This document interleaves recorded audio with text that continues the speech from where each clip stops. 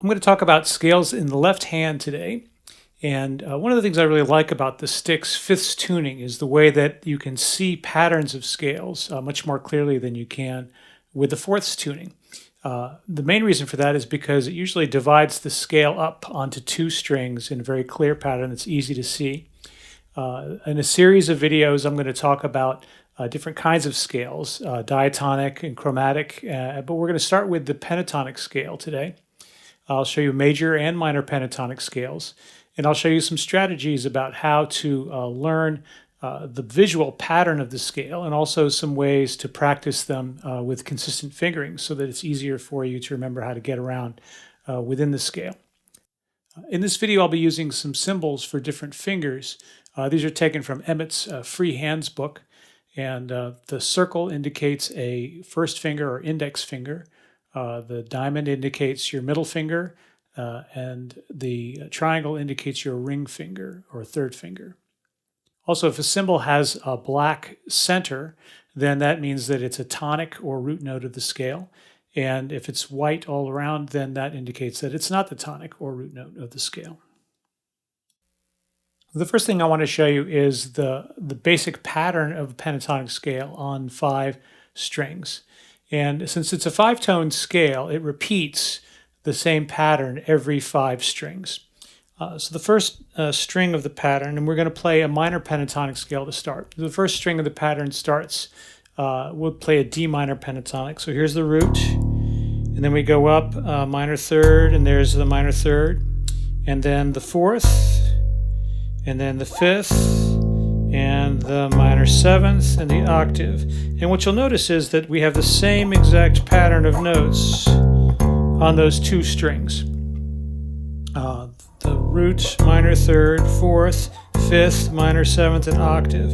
So we can think about dividing the scale in half. So we've got 1 through 4 on one string, and 5 through 8, the octave, on the next string.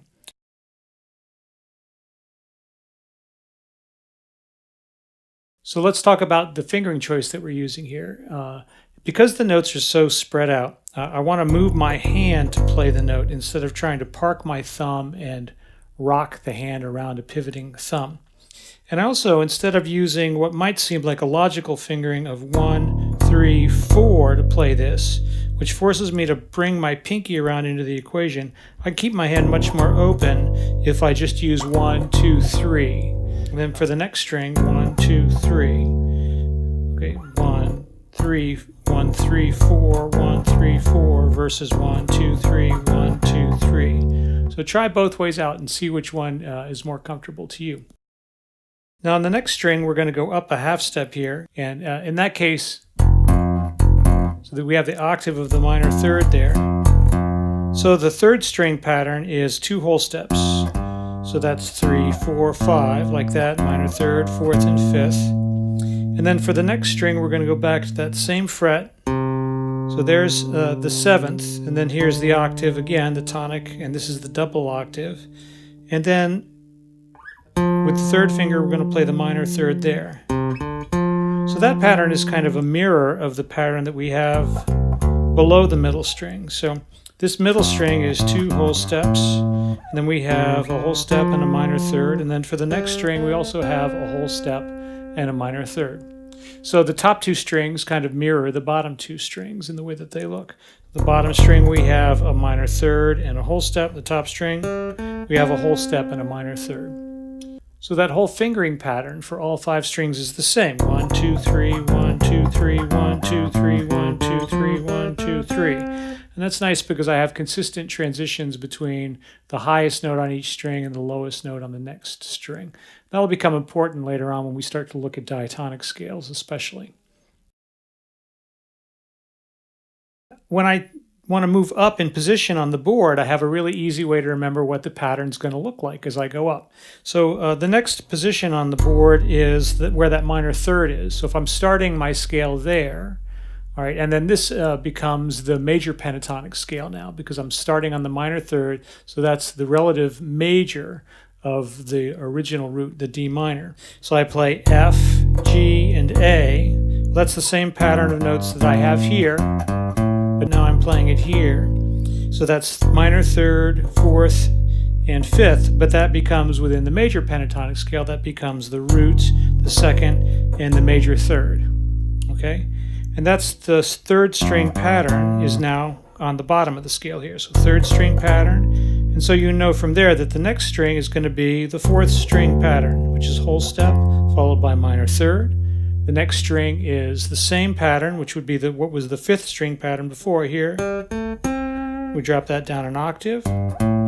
We have that there. And then the whole thing wraps around so that the next pattern is the first string pattern. So that goes root, minor third, fourth, so that's a minor third and a whole step there, so that's the same pattern as there, we're just 2 octaves higher. And then of course the next one's going to be the second string pattern, which is the same as the first string pattern. So if I'm up in this position, I'm starting on the third string pattern, 2 whole steps followed by a whole step and a minor third, then a whole step and a minor third, then a minor third and a whole step, and a minor third and a whole step. And you can see from this that if you continued to move up to the next position, you would just jump 2 strings in the pattern, so that if I start on the G, now I'm going to have the same pattern as the fifth string. So I would have a whole step followed by a minor third, and then the next one's going to be the first string pattern. Right? Root, minor third, fourth, which is what we had here. So that's the first string pattern, second string pattern, third string pattern, and fourth string pattern. Okay? So that's a really easy way to remember what the pattern's going to look like as we move across the strings.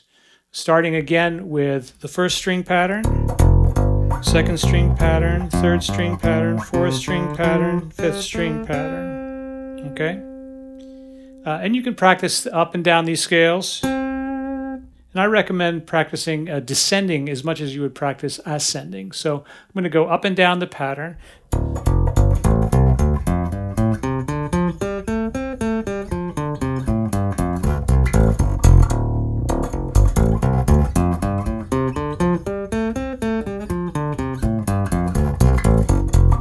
I'm going to try to do that a lot slower so that you can try to do it along with me. Okay, so here we go. 1, 2, ready, go.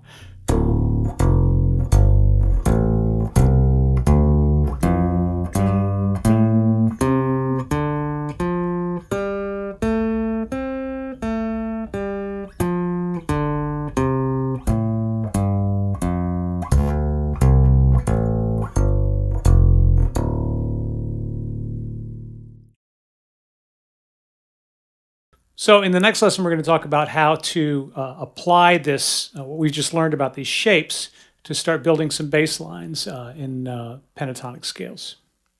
Thanks for watching.